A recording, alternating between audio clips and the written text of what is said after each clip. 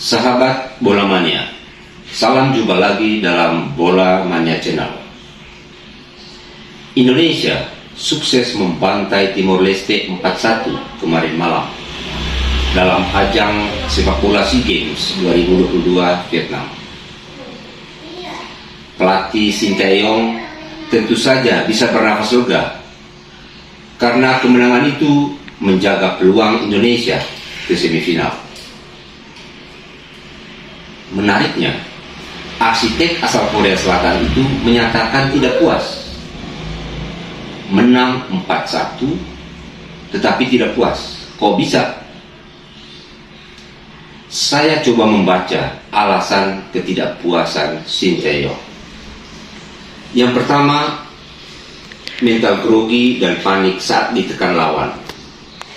Para pemain Indonesia dalam 14 menit awal selalu berada dalam tekanan Timor Leste. Seharusnya, dan saya kira itu yang diinginkan oleh Shin Tae-yong, tim Garuda sudah sigap sejak menit awal untuk bertarung habis-habisan demi meraih kemenangan atas Timor Leste. Hukuman tendangan penalti menit kedua adalah buah dari kepanikan lini belakang Indonesia. Para pemain salah mengontrol bola, salah passing, bahkan salah menjaga lawan. Beruntung, kiper Arnando Ari sukses menggagalkan eksekusi penalti Timor Leste.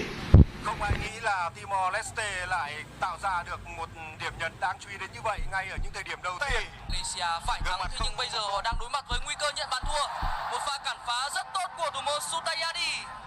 Rất đáng tiếc cho các cầu thủ Timor Leste. Saya melihat ada masalah lain, yaitu kegagalan Indonesia mengoptimalkan peluang mencetak gol. Mencetak 4 gol dari 13 peluang emas tentu kurang optimal.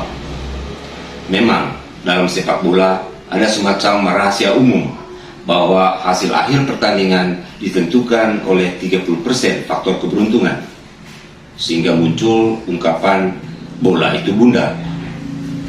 Tetapi bagaimana kalau nanti kita cuma bisa menciptakan 2 atau 3 peluang saat melawan Filipina atau Myanmar yang punya kualitas lebih baik dari Timor Leste? Idealnya tentu setiap peluang emas mampu dikonversi menjadi gol. Saya juga membaca masalah lain soal mental tidak disiplin tinggi. Para pemain Indonesia dalam beberapa kali saya melihat tidak berada dalam posisi ataupun tidak disiplin tinggi ketika menguasai bola, mempassing bola ke teman, ataupun saat mengawal lawan.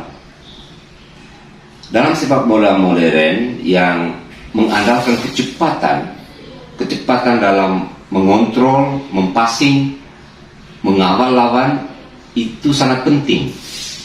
Ketika kita out position ataupun kita mengontrol bola salah atau melepaskan bola ke teman, tetapi teman dalam posisi sulit, itu sangat berisiko. Bukan hanya berisiko bahwa peluang kita mencetak gol bisa gagal, tetapi juga bisa berisiko terhadap pertahanan sendiri. Gol balasan dari Timor Leste misalnya berawal dari kesalahan passing, kemudian pemain Timor Leste melepaskan serangan balik dengan sebuah terobosan di antara 2 bek sentral Indonesia. Mouninho yang sangat cepat dan punya naluri gol yang tinggi berhasil menerobos, menyambut bola dan kemudian mengeksekusi menjadi gol.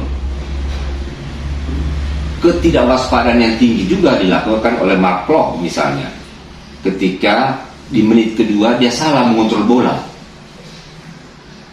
Bola yang seharusnya dalam penguasaannya kemudian lepas, dia salah kontrol, kemudian diambil oleh lawan, dan karena situasinya sudah sangat berbahaya bagi gawang Indonesia, Klok kemudian men-tackling lawan.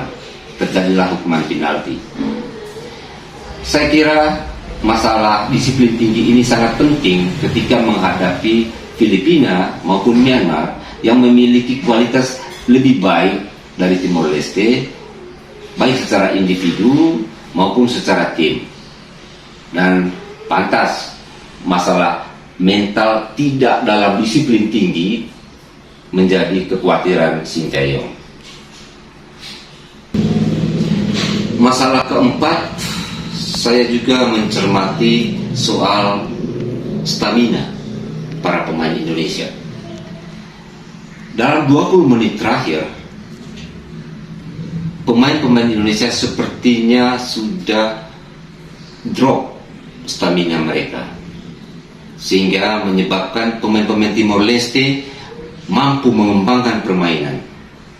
Seperti di 15 menit awal, mereka bisa melakukan passing 1-2 menerobos pertahanan Indonesia, dan dalam 20 menit terakhir itu tercipta 3 peluang emas dan 1 berbuah gol bagi Timor Leste.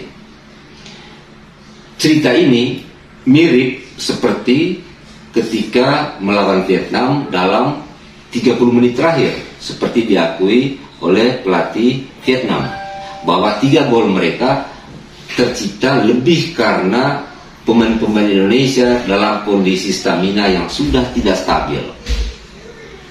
Nah, masalah fisik ini saya pikir menjadi pekerjaan rumah yang tidak mudah bagi Sinteyong dalam 2 laga hidup mati menghadapi Filipina maupun Myanmar.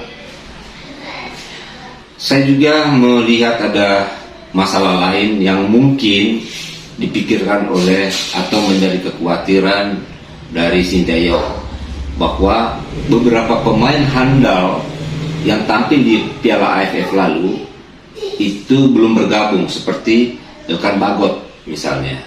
Sampai pertandingan kedua tidak ada kepastian kapan dia bergabung. Bek kanan andalan Asnawi Mangkualam agak kelelahan setelah mengikuti kompetisi di Liga Korea Selatan. Sandi Ramli harus berangkat kembali ke Malaysia untuk mengikuti kompetisi. Klubnya tidak mengizinkan dia untuk bertanding setelah pertandingan lawan Timor Leste. Pada saat yang sama, pemain-pemain non Piala AFF belum tampil optimal. Sebut saja Maklok misalnya, sudah mulai bisa mengatur tempo saat melawan Timor Leste, mengalirkan bola dengan baik di luar kesalahan dia yang menyebabkan blunder penalti. Tetapi selebihnya dia bermain cukup baik, walaupun beberapa kali dia bermain kasar, sehingga selain mendapat hukuman kartu kuning, dia juga nyaris satu kesempatan sangat keras dia mengambil lawan, sehingga bisa berpotensi mendapat kartu merah. Marcelino Ferdinand tampil cukup impresif ketika dimasukkan sebagai pengganti. Dia begitu percaya diri dan bisa mendinamisasikan permainan lini tengah Indonesia. Gerakan dengan bola dan tanpa bolanya, ball skillnya juga bagus. Tetapi Marcelino tentu masih mentah jika menjadi starter ketika melawan Filipina ataupun Myanmar, karena tekanan akan semakin tinggi ketika melawan Filipina. Selain lawan kuat dan nilainya atau potensi Filipina untuk lolos ke semifinal cukup tinggi, sehingga Marcelino mungkin bisa dicadangkan dulu, lalu kemudian nanti dimainkan di babak kedua. Fuateh juga sama, belum memperlihatkan perkembangan yang positif. Rio Fahmi mengalami kemajuan, terutama ketika dia melakukan overlapping, membantu serangan. Beberapa kali crossing ke jantung pertahanan juga bagus, termasuk satu yang berbuah gol lewat Egy. Sahabat bola mania, ini hanya analisis sekenanya saja, sekedar meraba-raba apa sebenarnya yang membuat STY tidak puas di balik kemenangan telak 4-1 atas Timor Leste. Sesungguhnya Sintayong sendirilah yang paling tahu apa kekurangan tim Garuda untuk dibenahi sebelum bertarung dalam partai hidup mati melawan Filipina Jumat besok. Salam Garuda.